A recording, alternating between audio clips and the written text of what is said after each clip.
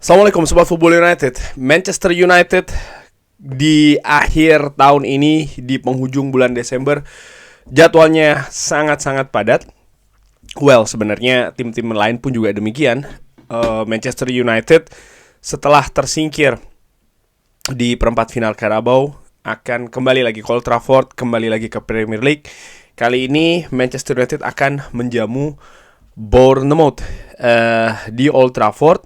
Nah, kalau kita mendengar Bournemouth ya, selalu berpikir mungkin ya papan tengah, papan bawah. Tapi saat ini faktanya Bournemouth berada di zona Eropa, tepatnya di peringkat ke-6. Mereka hanya terpaut 2 poin dari juara bertahan Premier League, juara 4 kali berturut-turut, Manchester City. Wow.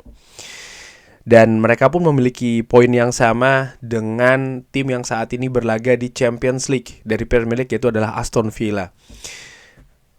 Sementara Manchester United tercecer ya di peringkat ke-13. Tapi uniknya, kalau melihat jarak poin, hanya 3 poin saja nih yang terpaut antara Manchester United dengan Bournemouth. Artinya apa? Memang untuk musim kompetisi 2024-2025 ya ada gap yang sangat tipis nih. Kalau gue lihat bahkan dari posisi ke-4 sampai dengan posisi mungkin ke-13 ya.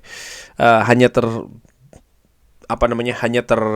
terpaut 6 poin, dan di kompetisi yang ketat ini 6 poin itu bisa berubah kapan saja. Dan khusus untuk Bournemouth dan Manchester United dengan situasi yang seperti ini, lagi-lagi nih gue melihat bahwa Manchester United punya peluang untuk bisa naik ya peringkatnya, dengan catatan ya mereka harus menang menghadapi Bournemouth. Tapi di sisi lain gue juga ingin menunjukkan dari sini Bournemouth sedang dalam keadaan yang positif.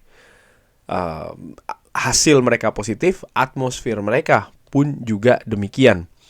Bournemouth di 5 pertandingan terakhir mereka meraih, atau 6 pertandingan terakhir ya, mereka ada 2 kekalahan yang mereka derita. Mereka meraih 3 kemenangan dan 1 hasil seri ketika menghadapi West Ham. Sebelumnya ya mereka 3 kemenangan beruntun untuk menghadapi Ipswich, Tottenham, dan juga menghadapi Wolves. Uniknya Bournemouth musim ini juga berhasil nih menang melawan juara bertahan Premier League, juara 4 kali berturut-turut Premier League, Manchester City. Terkapar dengan skor 2-1 nih menghadapi Bournemouth. Artinya apa? Ya seperti gue katakan, musim ini Bournemouth sedang dalam performa yang positif. Di pertandingan terakhir, walaupun Bournemouth ini ditahan imbang 1-1 oleh West Ham, tapi kalau melihat apa yang terjadi di pertandingan tersebut ya, bahwa possession ini hampir berimbang, expected goals West Ham sedikit lebih unggul dibanding dengan Bournemouth. Goal attempts atau total shoots itu Bournemouth sangat banyak sekali, ada 29. Pertandingan tersebut pertandingan terbuka ya. Pertandingan terbuka, open play menurut gua. Dan ya apapun bisa terjadi dengan gaya permainan seperti itu yang terlalu terbuka. Ya kalau permainan seperti itu apapun bisa terjadi, dan dalam hal ini ya Bournemouth meraih hasil seri menghadapi West Ham. Musim lalu Manchester United sudah pernah nih menghadapi Bournemouth.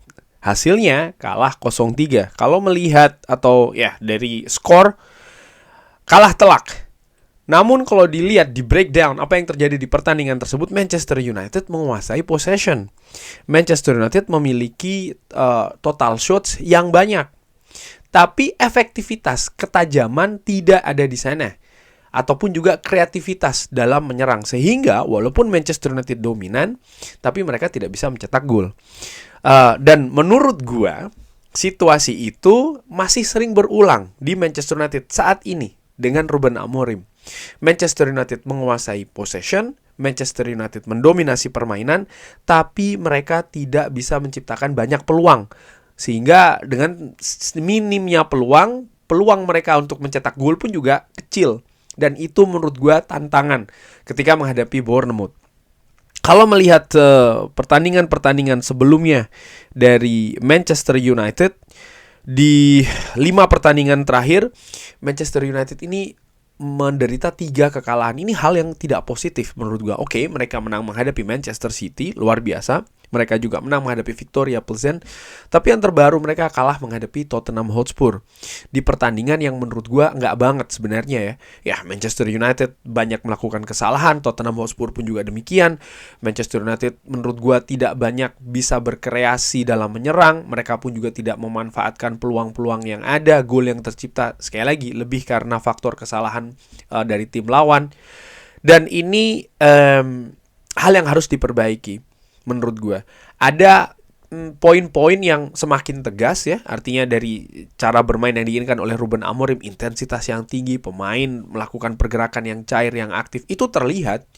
Tapi hal-hal detail di pertandingan ini masih harus diperbaiki ya. Kesalahan individu, kesalahan umpan, salah pengertian, macam-macam lah menurut gue. Termasuk juga error-error yang terjadi yang bisa langsung berujung gol bagi tim lawan. Ini harus diperbaiki. Di kompetisi ketat seperti Premier League ini, hal-hal detail ini sangat berpengaruh. Dan ya, ini juga menjadi sebenarnya masalah dari Manchester United di periode-periode sebelumnya. Ketika menghadapi Tottenham Hotspur, ini adalah tim yang diturunkan oleh Ruben Amorim. Kenapa gue ingin melihat siapa-siapa saja yang diturunkan? Jadwal Manchester United ini sangat ketat sekali. Gue ingin melihat pemain-pemain yang diberikan menit bermain penuh ataupun tidak. Kalau dari sini maka Bayindir tentu saja menit bermainnya penuh, Martinez, Dalot, dan juga Bruno Fernandes. Lalu ada Mazraoui dan juga Leny Yoro. Sisi kiri itu ya, itu semua full semua menit bermainnya. Ugarte digantikan, lalu ya hanya Ugarte dan Rasmus Højlund yang biasanya langganan sebagai starter ini ditarik di pertandingan tersebut, digantikan. Sementara Bruno Fernandes tampil full, Lisandro Martinez dan juga Diogo Dalot. Dari pemain pengganti, Amad Diallo ya juga diberikan menit bermain di sana, tampil fantastis. Kobbie Mainoo, Garnacho serta Joshua Zirkzee. Nah, menghadapi Bournemouth akan seperti apa nih? Melihat Manchester United jadwalnya ketat, Manchester United harus mengatur menit bermain dari para pemainnya, tapi di sisi lain juga ini ada peluang ya untuk bisa mendapatkan kemenangan, untuk bisa naik ke posisi lebih tinggi. Apa yang harus dilakukan oleh Ruben Amorim?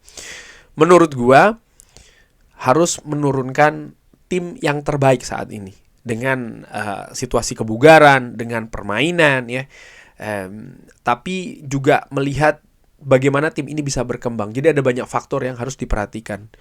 Dari situ, ini yang gue perkirakan yang akan diturunkan oleh Ruben Amorim. Menurut gue, Andre Onana akan kembali lagi ke penjaga gawang. Altay Bayindir, menurut gue ya, secara dengan amatiran, ketika menghadapi Tottenham Hotspur, memperlihatkan kenapa dia ini merupakan pilihan kedua. Penjaga gawang, yes, penjaga gawang top dunia pun ya tidak lepas, tidak luput dari individual error.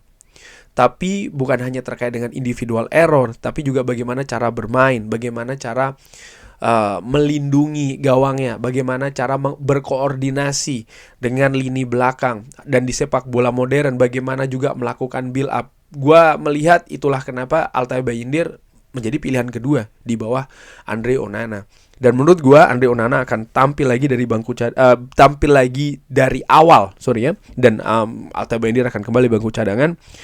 3 center back menurut gue, Leny Yoro yang mendapatkan menit bermain penuh ketika berhadapan dengan Tottenham Hotspur mungkin akan disimpan lagi dan memainkan De Ligt, lalu Harry Maguire serta Lisandro Martinez. Lisandro Martinez tidak tampil maksimal ketika menghadapi Tottenham Hotspur. Bisa jadi ada situasi fisik, bisa jadi ada situasi fokus, bisa jadi juga partnership dengan pemain-pemain lain di lini belakang. Nampaknya dia lebih sering bermain dengan Harry Maguire ataupun juga Matthijs De Ligt, dan ini bisa jadi mudah-mudahan ya memberi pengaruh positif dari permainan Lisandro Martinez yang secara ofensif, secara build up, gue melihat dia bagus. Hanya saja terkadang konsentrasi dalam bertahan nih Lisandro Martinez seperti tidak sebaik 2 musim yang lalu, dan ini merupakan PR juga nih bagi Ruben Amorim. Lalu 4 pemain di depannya, gelandang, wingback kanan. Mazraoui yang tampil tidak maksimal ketika menghadapi Tottenham Hotspur, gua menilai mungkin juga terkait dengan situasi fisik di mana Mazraoui gaya permainannya agresif, aktif, lalu menit bermain juga sangat tinggi. Mungkin disimpan dulu ketika menghadapi Bournemouth dengan memberikan kesempatan kepada Diogo Dalot yang posisi naturalnya juga sebagai bek kanan ya kan. Sekaligus juga supaya dia lebih membiasakan sebagai wingback sebelah kanan.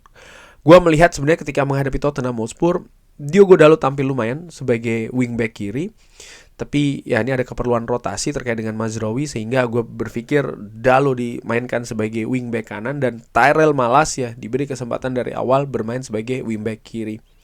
Tyrell Malacia menurut gue dia tidak tampil buruk, dia tidak tampil jelek ketika diberi kesempatan. Dia juga tidak terlalu tampil katakanlah super seperti itu. Dia tampil oke. Dan menarik ketika dia dipasangkan dengan pemain yang berbeda. Biasanya di depan dari Malacia ini ada Garnacho ataupun ada Rashford. Gue berpikir ketika diberikan pemain lain ya, misalnya seperti kayak Bruno Fernandes, mungkin dia akan lebih nyaman, mungkin dia akan lebih bisa keluar kapasitas bermain yang lebih bagus lagi. Lalu di tengah Kobbie Mainoo menurut gue penting untuk memberikan terus menit bermain seorang Kobbie Mainoo ya. Pemain ini harus dibiasakan dengan sistem permainan 3-4-2-1 oleh Ruben Amorim. Dan gue percaya potensi yang tinggi dari Kobbie Mainoo itu besar ya. Dan ya tinggal masalah adaptasi saja. Ugarte, keseimbangan di lini tengah menurut gue terutama dari sisi covering dan juga defending dibutuhkan ketika menghadapi Bournemouth. Bournemouth ada kecenderungan akan bermain rapat di belakang dengan mengandalkan serangan balik, dan mereka pun seperti ketika menghadapi West Ham ya juga bisa bermain secara terbuka, dan di situ butuh keseimbangan di lini tengah, dan menurut gua Ugarte bisa menawarkan hal tersebut. Dua gelandang serang Amat tampil fantastis, fenomenal. Gua harapkan bisa berlanjut lagi ya, golnya, asisnya, kontribusinya, permainan yang tajam. Luar biasa Amat yang ketika menghadapi Tottenham Hotspur mungkin sebenarnya ingin disimpan oleh Ruben Amorim, tapi karena tertinggal 3-0 pada saat itu Amat bermain dan langsung memberikan kontribusi berupa 1 gol dan juga 1 assist. Bruno Fernandes menurut gue inilah Bruno. Gue selalu berkata bahwa posisi terbaik Bruno nih ada di gelandang serang, dan ketika dia ditempatkan di sebelah kiri, gue berharap seorang Tyrell Malacia ini bisa lebih berkembang lagi permainannya di sana, dan di depan Rasmus Højlund. Menghadapi Bournemouth, kalau melihat atau mendengar nama Bournemouth seakan-akan Manchester United akan menang dengan mudah. Tapi tadi gue tunjukkan bagaimana Bournemouth di beberapa pertandingan terakhir, di mana mereka di papan klasemen, mereka pernah mengalahkan tim mana saja. Bournemouth punya potensi untuk memberi kejutan. Manchester United ada kurang lebih di posisi yang sama ketika menghadapi Nottingham Forest. Diperkirakan akan menang, diharapkan akan menang, tapi justru tersandung. Dan itu menurut gue merupakan pelajaran yang besar. Artinya apa? Manchester United harus siap, harus fokus, konsentrasi di setiap menitnya. Terkait dengan hasil, gue harapkan Manchester United bisa menang, tapi di sisi lain juga proses cara bermain itu juga penting untuk diperbaiki lagi, baik itu secara umum maupun juga secara detail. Kurang lebih seperti itu menurut perkiraan gue secara dengan amatiran. Mungkin 2-1 buat Manchester United. Tapi bagaimana menurut Sobat Football United? Seperti biasa silahkan drop di kolom komen. Terima kasih sudah menyaksikan. Jangan lupa like, sholat, dan juga subscribe. Wassalamualaikum warahmatullahi wabarakatuh. Thank you.